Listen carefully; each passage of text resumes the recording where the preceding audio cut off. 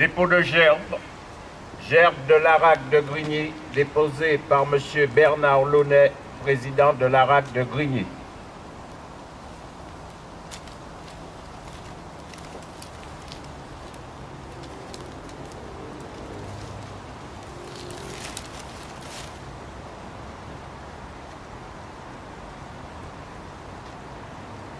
Henri Barbusse a été un personnage très important sur la scène littéraire et politique durant le premier tiers du XXe siècle.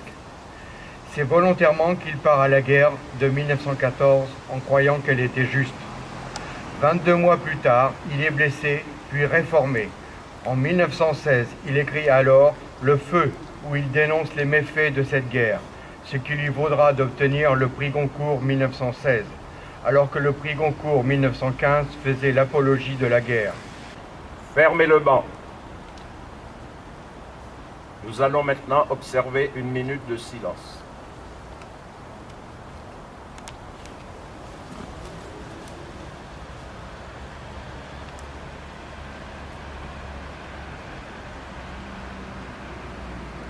Merci.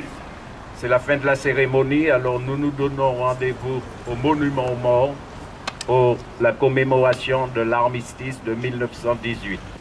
Les cloches des églises retentissaient, les clairons des soldats fendaient le ciel.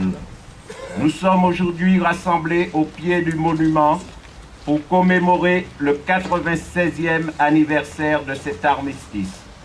Cette célébration se veut aussi un moment pédagogique et nous saluons particulièrement la présence des élèves de l'école publique Lucie Aubrac.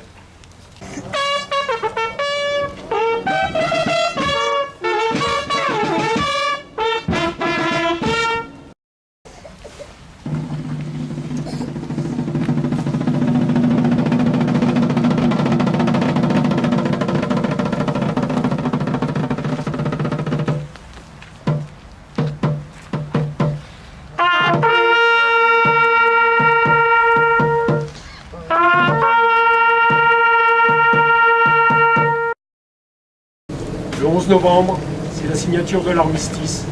L'Allemagne capitule, la France reprend l'Alsace et la Lorraine.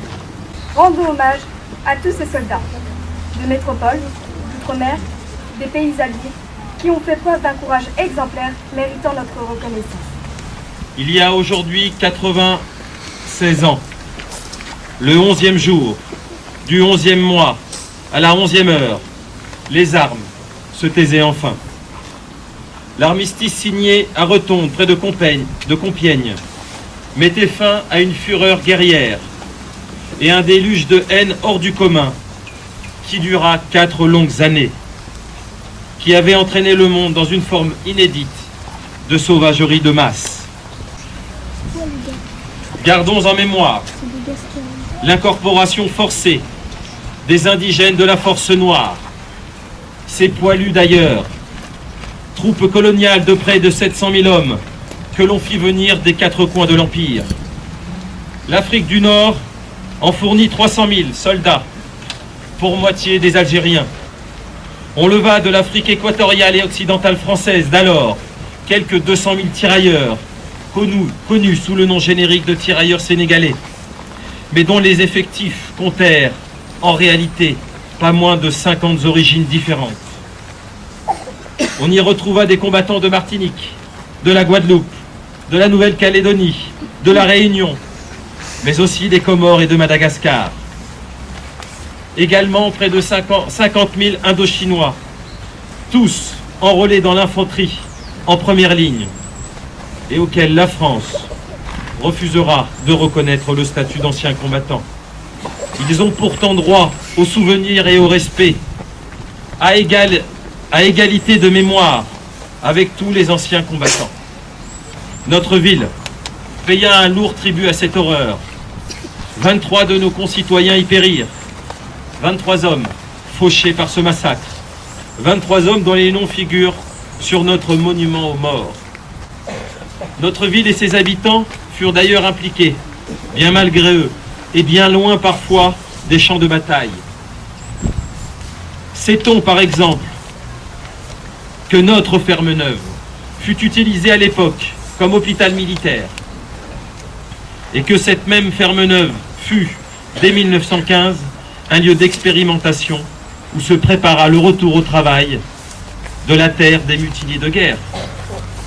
À l'heure où des soldats européens sont engagés sur de lointains théâtres d'opérations, alors que des conflits meurtriers éclosent ici et là aux quatre coins de notre planète, la question lancinante de la guerre et de la paix n'est pas éteinte 96 ans après celle que les combattants espéraient être la der des der.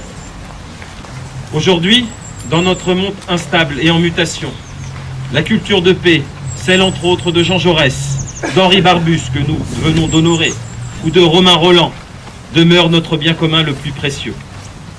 Elle doit nous inciter à privilégier la résolution pacifique des conflits et l'usage contrôlé des armes. Construire la paix, c'est la raison pour laquelle, il y a 14 ans, notre ville de Grigny adhérait à l'Association française des communes, départements et régions pour la paix, convaincu que la culture de paix doit influencer profondément l'organisation de la vie en général, mais aussi de la vie locale. Bien au-delà du simple mais indispensable silence des armes. Cette association, présente dans 160 pays, regroupant plus de 6000 collectivités locales dans le monde, représentant plus d'1 milliard de nos concitoyens, est fidèle à la pensée et à l'action de Jean Jaurès, qui défendait inlassablement l'idée selon laquelle, je cite, « L'affirmation de la paix est le plus grand des combats. » Alors la cachette des garçons par milliers, sur de la maison, et la fleur